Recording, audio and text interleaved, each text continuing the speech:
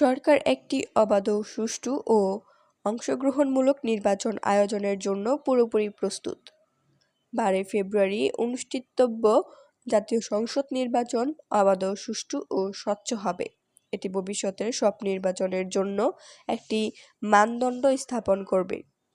বাংলাদেশে নিযুক্ত মার্কিন রাষ্ট্রদূত ব্রেন্ট ক্রিস্টেনসেন বৃহস্পতিবার রাজধানীর রাষ্ট্রীয় অতিথি ভবন যমুনায় প্রধান উপদেষ্টার সঙ্গে সৌজন্য সাক্ষাৎ করতে গেলে এই মন্তব্য করেন প্রধান উপদেষ্টা ডক্টর মোহাম্মদ ইউনূস।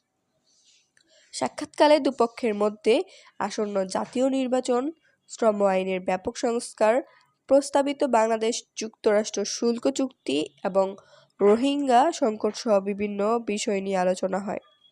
আলোচনায় উঠে আসে বাংলাদেশসহ ৭৫ দেশের ওপর সাম্প্রতিক মার্কিন ভিসা নিষেধাজ্ঞার প্রসঙ্গও।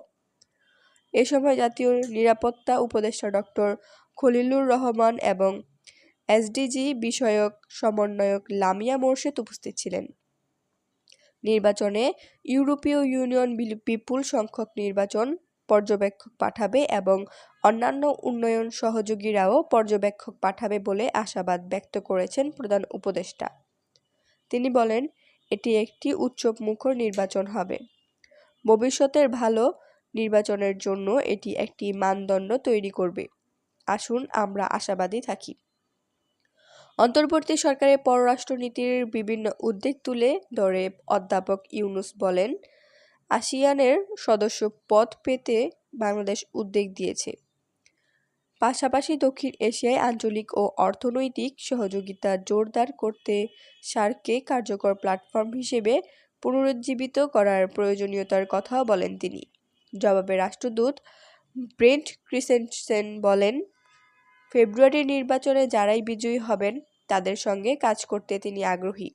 তিনি গত 18 মাসে অন্তর্বর্তী সরকারের গৃহীত গুরুত্বপূর্ণ সংস্কার উদ্যোগ এবং অধ্যাপক ইউনূসের নেতৃত্বের প্রশংসা করেন। নতুন শ্রম আইনের প্রণয়নের উদ্যোগকেও তিনি সাধুবাদ জানান। প্রধান উপদেষ্টা যুক্তরাষ্ট্রের প্রেসিডেন্টের ডোনাল্ড ট্রাম্পকে বাংলাদেশের পণ্যের ওপর শুল্ক কমানোর জন্য ধন্যবাদ জানান। তিনি আশা প্রকাশ করেন, চলমান বাণিজ্য আলোচনার মাধ্যমে আরও শুল্ক হ্রাস সম্ভব হবে। মার্কিন রাষ্ট্রদূত বলেন, বাণিজ্য আলোচনার অগ্রগতিকে যুক্তরাষ্ট্র স্বাগত জানায়। একই সঙ্গে কৃষিপণ্য ও বাণিজ্য সম্প্রসারণ ঢাকা-ওয়াশিংটন আলোচনার একটি গুরুত্বপূর্ণ ভিত্তি।